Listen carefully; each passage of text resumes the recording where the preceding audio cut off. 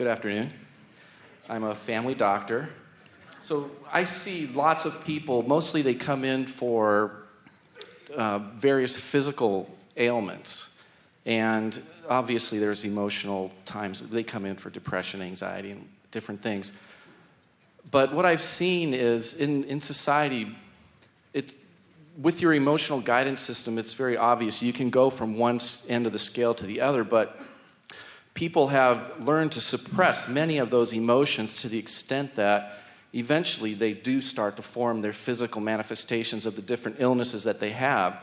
And is there something like a physical malady guidance also? You mean? Well, for example, if people will have a minor headache, or other people have migraines, or someone gets a little bit of indigestion, but other people have irritable bowels and chronic abdominal pain. Well, what you're reaching for is this. There are two factors that equal the feeling of alignment or the feeling of not alignment. And so let's take it past the feeling of joy to the feeling of vitality, or the feeling of depression to the feeling of a body breaking down in some way.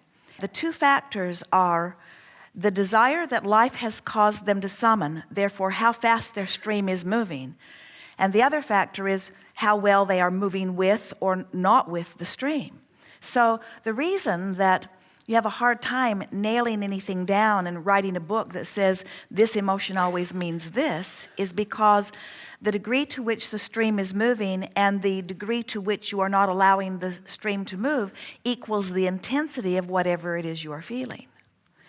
By the time something has moved into a physical symptom or indication, it means that someone has a desire that is going in one direction and a strong, steady habit of thought that is going in another direction. And so there is a consistent enough resistance to vibration that now the evidence of it is being indicated beyond emotion and with sensation or with the manifestation of something in the body. Mm-hmm. So now ask what it is you're reaching for. Well, it's hard mostly when people come with an illness, it's more of a physical manifestation. We know, and they're not coming to you for psychiatric analysis, and they really don't want to take the time to clean up their vibration. If they did, they would have cleaned it up long ago and you wouldn't be seeing them. And we know by the time they come to you, they have habits of thought that are perpetuating what they've got going on. But still, if you're looking for any lasting results with them, do you have the benefit of getting to see any of them for enough time that you get to know them? Mm-hmm. So as you're getting to know them and beginning to recognize some of their emotional patterns, you may begin to say to them, what is it that you are worried about is the best question relative to any illness. What's on your mind? And the thing that we want you to be able to tell them with certainty is that what's on their mind right now might be what's broken down on their body. But that's not what made their body break down. What made their body break down was something else that was chronically on their mind. How soon will something physical show up to somebody as opposed to an emotional? Well, again, that's a bit of a variable depending upon how fast the stream is moving. Here's a good way of explaining that. Sometimes people say, Abraham, is it normal for all hell to break loose in my life when I begin doing Abraham work? And we say, pretty much, because when you start defining more of the things that you want, your stream moves faster and faster and faster. And a faster moving stream does not tolerate contradictory energy as well as a slow moving stream. So that makes it a little bit difficult to answer that question precisely.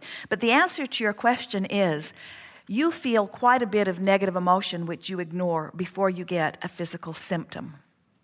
And that's why it's a dilemma to you, because usually by the time someone makes their way to see you, they have some pretty strong habits of thought which are not going to be overcome immediately. But that is also why when you give them a well-known remedy and they believe in the remedy or they believe in you, then the remedy puts them in a more state of allowing than they've been relative to that particular symptom. So they can get recovery, but then they just turn right around and create something else because you've only soothed their belief relative to that disease. You haven't soothed their belief relative to whatever it was that caused it to begin with. Oh, yeah. A headache becomes abdominal pain once they take the Tylenol. So what you might say... Precisely.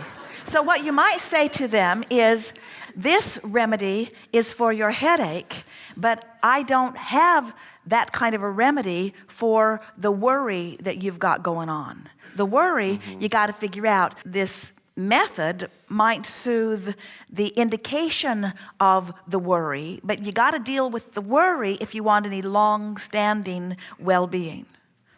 See, the medical profession and industry is not wrongfully taking advantage of the mass public. The mass public and its desire without alignment is what has caused the medical community to grow as it has.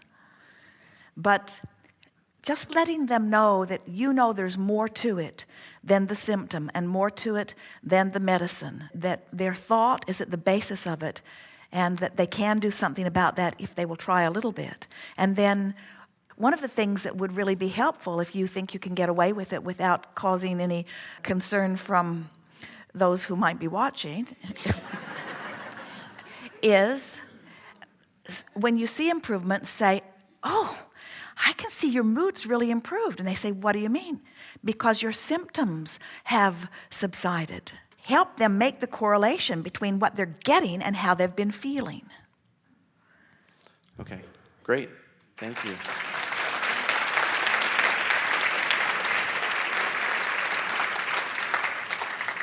And document every one of them and make a book. If you want to. You were born to do that.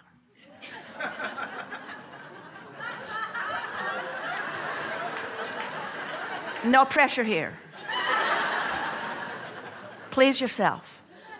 But you'll never be happy unless you fulfill your intention.